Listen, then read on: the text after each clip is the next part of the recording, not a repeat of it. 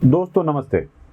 सवाल आज का यही है कि क्या प्रभाकर साइल का मनसुख हिरेन हो चुका है?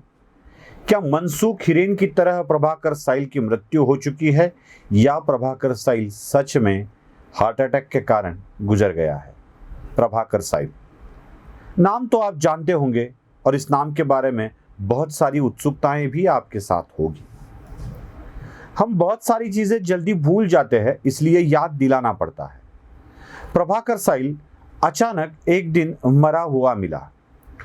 ना उसके किसी परिवार की कोई कंप्लेंट है, ना किसी व्यक्ति की, ना उसके किसी नजदीकी व्यक्ति की कि इसमें कोई घात पात हो सकता है। लेकिन राष्ट्रवादी कांग्रेस की तरफ से इसकी जांच करवाने की मांग की जा रही है और इसी के कारण राज्य के गृह मंत्री दिलीप वळसे पाटिल ने जांच के डीआईजी लेवल के जांच के आदेश दे दिए हैं। अब जांच होगी, सच सामने आएगा क्या?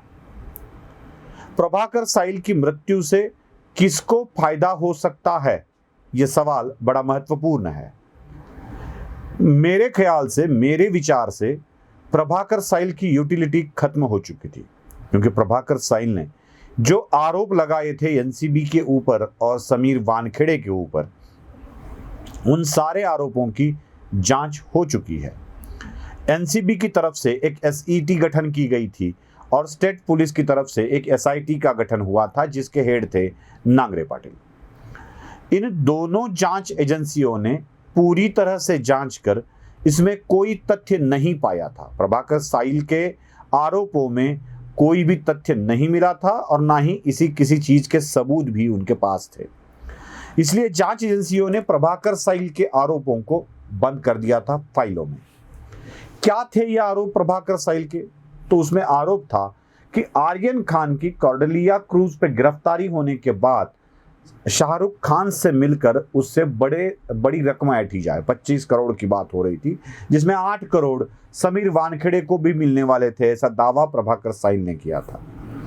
लेकिन इन पूरे आरोपों को कोई भी साबित नहीं कर पाया, ना कोई जांच एजेंसी इसमें तथ्य ढूंढ पाई। अब जब ये एजेंसियों द्वारा इन आरोपों को खारिज किया गया था, स्टेट की भी सेंट्रल की भी, ना कोई इसमें इन आरोपों पर समीर वानखेड़े की कोई बात थी, तो प्रभाकर साइल के मरने से ना एसईटी को फायदा था, ना एसआईटी को फायदा था, ना समीर वानखेड़े को फायदा था, ना प्रभाकर साइल को कराने वालों को फायदा था। यूटिलिटी खत्म हो चुकी थी, उपयोगिता खत्म हो चुकी थी। लेकिन अब सवाल ये होता है कि अगर प्रभाकर साइल जिंदा रहता तो नुकसान किसका होने वाला था? फायदा तो किसी का नहीं था, ये स्पष्ट हो रहा है। लेकिन जिंदा रहता तो नुकसान किसका होने वाला था? ये एक सवाल इस पूरे मामले को जरा अलग तरीके से सोचने पर मजबूर कर देता है। प्रभाकर साइल किरण गोसावी के साथ सिक्योरिटी की काम करने वाला एक बंदा जो उस दिन से गायब था। कहानी यह भी है कि उसे पुणे में कुछ वरिष्ठ पुलिस अधिकारियों के मदद से पकड़ा गया मतलब कब्जे में ले लिया गया। अरेस्ट नहीं थी ऑफिशियल, वो पकड़ा गया। पुणे के ही नवाब मलिक के एक खास व्यक्ति, जिसके ऊपर 27 गुना दाखिल है, आरोप पत्र दाखिल है। इस व्यक्ति की मदद से प्रभाकर को एक पूरे के पूरे स्टोरी बना के मीडिया के सामने पेश किया गया। एक हलफनामा भी किया गया जिसमें ये सारी बातें बताई गई कि किस तरह से पैसे मांगे गए, किस तरह से किया गया।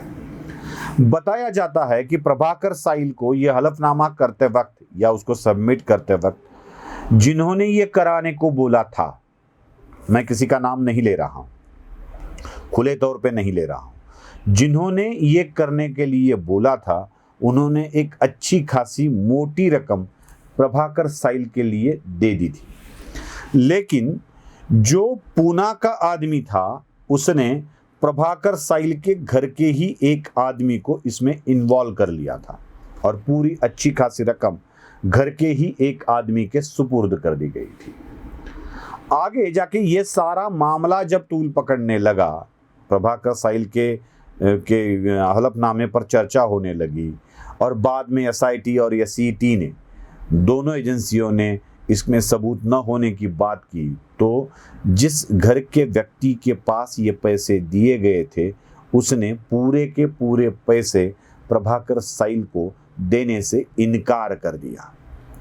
अब ये खबर है, जब इनकार कर दिया तो प्रभाकर साइल आग बबूला हो गया और अपने ही घर के व्यक्ति के पीछे वो पूरे पैसे लेने के लिए पड़ा।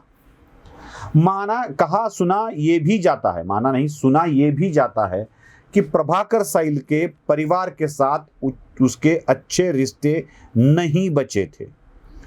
किसी एक नई दोस्त के साथ आजकल प्रभाकर साइल रह रहा था, घूम रहा था, ये भी खबर है।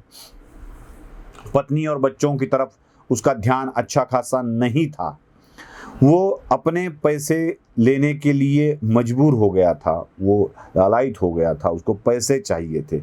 लेकिन जिस घर के आदमी के पास जिन्होंने ये सब हलफनामा वगैरह करवाया था उन्होंने पैसे घर के आदमी के पास दिए थे और वही घर का रिश्तेदार, नज़दीकी रिश्तेदार इसको पैसे नहीं दे रहा था। इसी टेंशन में था प्रभाकर साइल। अब पैसे भी नहीं मिल रहे हैं, फैमिली से भी अलग हो गया है, किसी और एक दोस्त के साथ वो रह रहा है। इसी के कारण उसकी अस्वस्थताएं बढ़ने लगी थी, उसकी पैसे की जरूरत भी बढ़ने लगी थी। अब आते हैं, मैंने मनसुख हिरेन का जिक्र क्यों किया इसके ऊपर। मनसुख हिरेन की केस देख लीजिए। आजकल हम भूल जाते हैं, बहुत जल्दी भूल जाते हैं। मनसुख हिरेन की गाड़ी सचिन वाजे लेता है, स्कॉर्पियो। उसी गाड़ी में जिलेटिन रखता है, वही गाड़ी अंबानी के घर के नीचे रख दी जाती है। गाड़ी पकड़ी जाती है, मामला यनाए के पास जाता है, यनाए मनसुख हिरेन तक पहुंच जाती है। लेकिन ठीक उससे पहले मनसुख हिरेन की हत्या हो जाती है, मनसुख हिरेन की मृत्यु हो जाती है।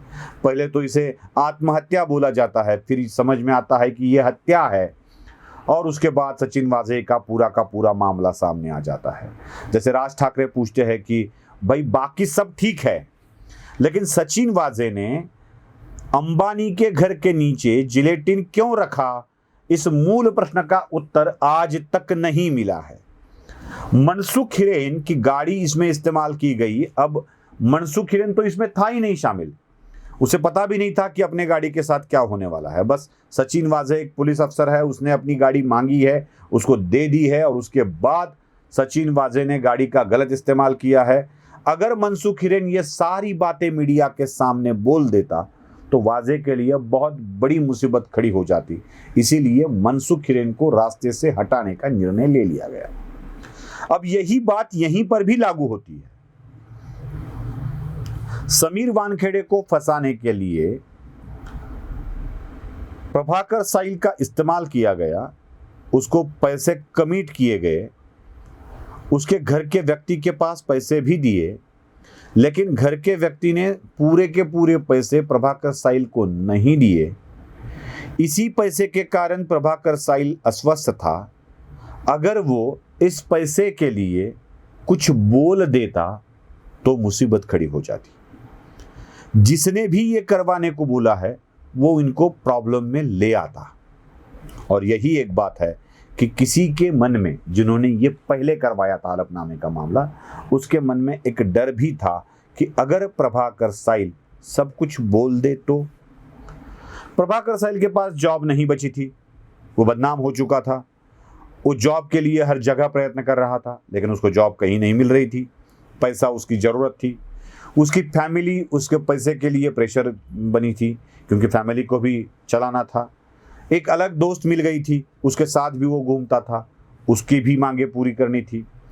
तो पैसा प्रभाकर साइल की जब जरूरत बन जाती है, तो अगर हलफनामा करवाने के लिए पैसे मिल सकते हैं तो ये गलत है, ये साबित करने के लिए भी कोई पैसे दे सकता है। चलो मान लो जो इस विषय का विरोधी हो, समीर वानखेड़े का समर्थक हो, एनसीबी का समर्थक हो, या जिन्होंने करवाया है उसका विरोधक हो, या नवाब मलिक ने जो हलफनामा सामने लाया था, या नवाब मलिक का कोई विरोधक हो कि नवाब मलिक ने देखो कैसे गलत हलफनामा सामने लाया था, ये बताने वाला आदमी हो, ये भी इसको उठा के सबके सामने लेके आ सकता था और जो भी कुछ पहले किया है उसको गलत साबित कर सकता था, और इसमें बड़े बड़े लोग फंसने की संभावना थी।